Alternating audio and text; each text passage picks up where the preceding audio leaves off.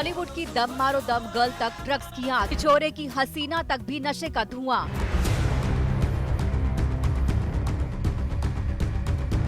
Miss India रह चुकी नम्रता शिरोडकर भी घिरी। नई अभिनेत्री रकुलप्रीत पर भी कसा शिकंजा।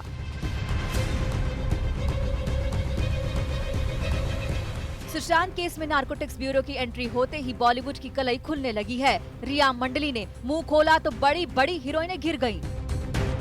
अब तक 7 बॉलीवुड हसीनाएं बेपर्दा हो चुकी हैं। कुछ के नाम ड्रग्स चैट में खुले तो कुछ को बोटमैन ने बेनकाब कर दिया। इनमें सबसे बड़ा नाम दीपिका पादुकोण का तो है ही, इसके साथ ही श्रद्धा कपूर, सारा अली खान, रकुलप्रीत सिंह, नम्रता शिरोडकर भी शामिल हैं। रिया का कनेक्शन तो पहले ही आ चुका है। ड्रग्स कनेक्शन में रिया के खुलासे के बाद सुशांत सिंह राजपूत की बिजनेस मैनेजर जया साहा भी राडार पर आ गईं। एनसीबी ने जब जया साहा के मोबाइल फोन को रिट्रीव किया तो सामने आया कि बॉलीवुड की कई सेलिब्रिटीज को वो ड्रग्स सप्लाई करती थी। एक ड्रग्स चैट में श्रद्धा कपूर का नाम भी आया जो CBD ऑयल मांग रही थी। इसमें जया कहती हैं, जब तुम नीचे आ जाओ तो कॉल करो, मैं नीचे आऊंगी और तुम्हें दे दूंगी। इसके बाद जया कहती हैं, आज मैं CBD ऑयल जिनके हाथ भेज रही हूँ। इस पर श्रद्धा कपूर कहती हैं, hi thank you. Jaya smile में जवाब देती है। इसके बाद श्रद्धा कहती है, सुनो मैं फिर से SLB से मिलना चाहती हूँ।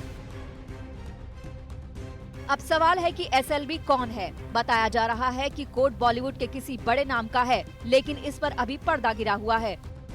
ड्रग केस में पहले से ही कई अभिनेत्रियों का नाम सामने आ रहा था, लेकिन अब जया साहा के साथ श्रद्धा कपूर का व्हाट्सएप चैट सामने आने के बाद ये संभावना जताई जा रही है कि जल्द ही एनसीबी श्रद्धा कपूर से पूछताछ करेगी।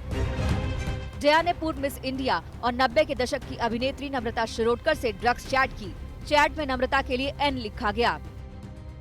तुमने मुझे प्रॉमिस किया था कि बॉम्बे में मुझे अच्छा MD दोगी और हम साथ में पार्टी करेंगे।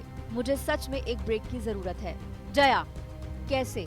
तुम मुझे एक पेडलर बना रही हो, फिर भी तुम्हारी विश मेरे लिए कमांड है। जया साहा से लगातार पूछताछ चल रही है। आज भी सवालों से सामना है। एनसीबी पता लगाने में जुटी है कि जया साहा के चैट ग्रुप में बॉलीवुड के कितने सितारे थे, कौन कौन थे और कब कब उन्हें वो ड्रग्स मुहैया कराती रहीं। Jaya Saha talent management company Kwan से जुड़ी हुई हैं, जो सेलिब्रिटीज के वर्क प्रोफाइल और अकाउंट मैनेज करती है। लेकिन यहाँ क्वान कंपनी क्या कर रही थी, उसके स्टाफ क्या कर रहे थे, ये सवाल हैरान कर रहा है। अब तो शक के घेरे में कई कंपनियां, कई नाम, कई सितारे, कई बॉलीवुड हस्तियां हो सकती हैं। एनसीबी ने कहा कि वो पूरे बॉलीवुड में ड्रग्स का जो सेवन हो रहा है, सप्लाई हो रहा है, उसके ऊपर एक इन्वेस्टिगेशन करना चाहते हैं। SIT गठन की गई, नाम सामने आ रहे हैं। अब सवाल ये है कि कंज्यूमर्स को, जो कि सेलिब्रिटीज हैं, उन्हें टारगेट कर अरेस्ट किया जाएगा या फिर इनके जरिए जो मेन बड़े सप्लायर्स हैं इंडिया में, मुंबई में, बॉलीवुड में, उन पर कमर कसी जाएगी। ये एक बहुत बड़ा डिस्टिंक्शन है जो एनसीबी को अपनी कार्रवाई में करना होगा। कहते हैं कि कैनबिस से भूख बहुत लगती है, वेट गेन करना शुरू करता है। केदारनाथ फिल्म की शूटिंग के बाद सुशांत और सारा के भी वजन बढ़े थे। सवाल यह था कि सुशांत को ड्रग्स की लत कैसे लगी, सुशांत कब से ड्रग्स लेते थे। जवाब मिला कि केदारनाथ की शूटिंग थी। शूटिंग की जगह ऐसी थी जहां सब कुछ ठीक था, ड्रग्स लेने के लिए वो जगह भी अच्छी थी, ड्रग्स आसानी से भी मिल रही थी।